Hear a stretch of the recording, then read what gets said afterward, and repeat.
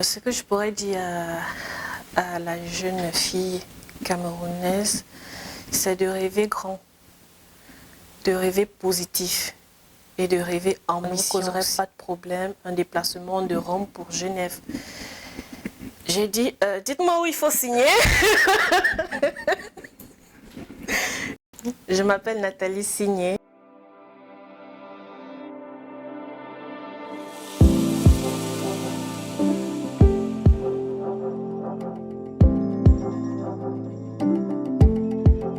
Après deux ans de contrat avec les musées du Vatican, j'avais besoin de changement.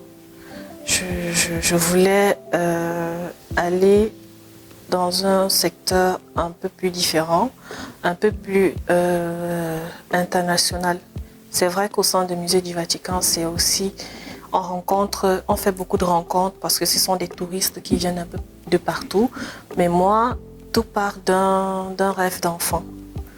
Je me souviens quand j'étais à l'école primaire, on nous demandait souvent de prendre une fiche de papier, écrire son nom, écrire le nom de ses parents, écrire ce qu'on voudrait être plus tard. Je me souviens à cet âge-là, j'avais écrit que je voulais être Kofi Annan.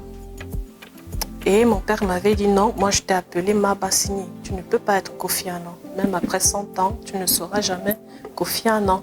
Mais tu peux faire des études, tu peux pousser des études aussi loin que Kofi Annan et devenir comme lui. Mais tu ne peux pas devenir lui.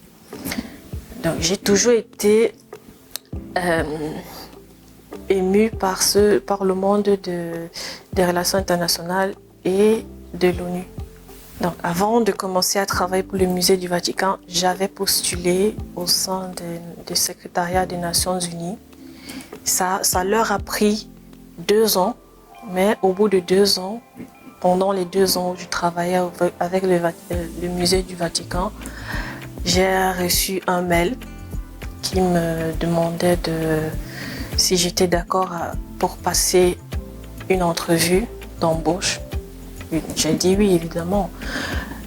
Et à la fin de cette entrevue, ils m'ont dit, bon voilà, on va passer des embauches, des entretiens aussi à d'autres candidats et on vous revient à la fin. Au bout de 2 semaines, j'ai été rappelée, oui, bon, mademoiselle Signé, vous avez été choisie, vous avez été sélectionnée pour occuper le poste de gestionnaire de conférence au sein de la bibliothèque de l'ONU. Alors je me souviens, j'avais signé mon contrat le 15 juillet et il fallait que je commence le 5 août 2019. Et donc j'ai pas eu le temps de poser un préavis là où je travaillais. Je leur ai juste dit que bon écoutez, moi je vais partir. Et voilà, je leur ai expliqué les raisons, mes motivations, ils ont compris, j'ai démissionné, j'ai plié mes valises. Je me suis retrouvée à Genève pour commencer cette nouvelle aventure avec le secrétariat des Nations Unies à Genève. Et là-bas, c'était un petit peu pareil que ce que je faisais au secrétariat des Nations Unies, c'était un peu pareil que ce que je faisais au musée du Vatican, mais il y avait quelques différences dans la mesure où c'était beaucoup plus conventionnel. On était tenu par le secret, par la loi de la privacy. Donc il ne fallait pas dire certaines choses pendant qu'on travaillait avec eux. Il fallait être diplomate, il fallait être discrète, ne pas révéler certains secrets.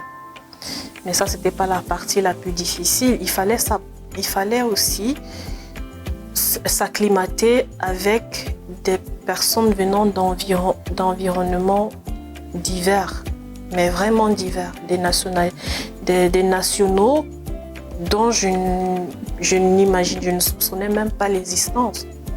Des gens de Birmanie, par exemple, des Myanmar et tout ça. Mais j'ai vraiment aimé travailler dans ce contexte très multiculturel, très environnement et aussi international. Un événement que j'ai organisé, c'est l'ONU Art. C'est un événement annuel au sein de la Bibliothèque des Nations Unies, sponsorisé généralement par des pays ou des royaumes ou des ONG. Et celui que j'ai organisé était sponsorisé par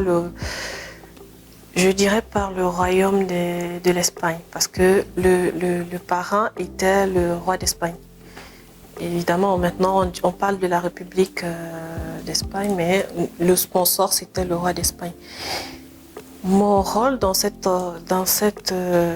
événement était de planifier tout ce qu'il y avait de logistique, d'administratif et aussi de la commodité du voyage.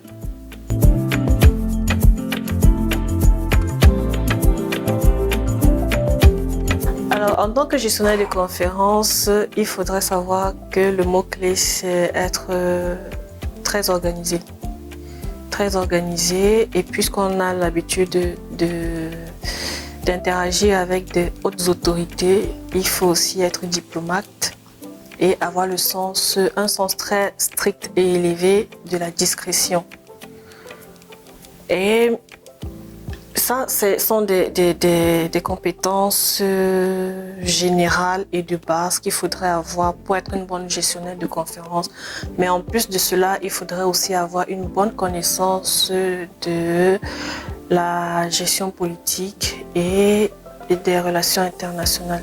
Ce que je pourrais dire à la jeune fille camerounaise, c'est de rêver grand, de rêver positif.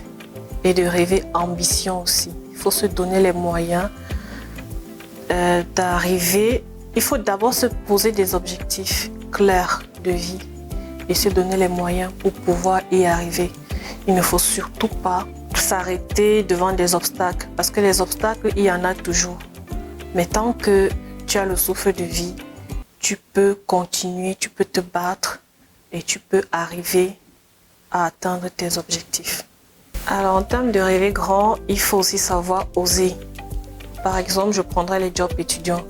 On peut commencer pour un début à Deleuze, à Colruyt, mais ensuite se fixer des objectifs. Se dire par exemple, moi je voudrais travailler dans l'administration. Je fais des études en administration ou en management ou en économie, en finance, et chercher un job d'études dans ce domaine-là, dans son domaine d'études.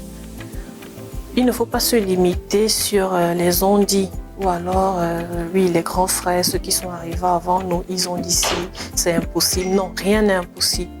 Il faut se donner les moyens. Il faut aller cogner à la bonne porte avec son CV ou alors appeler.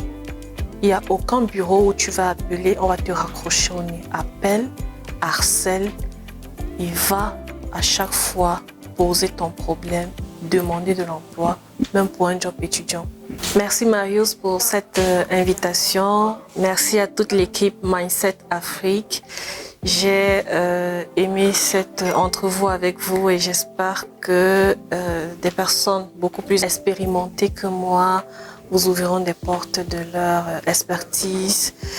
Et j'invite toute personne désirant partager son expérience à vous contacter.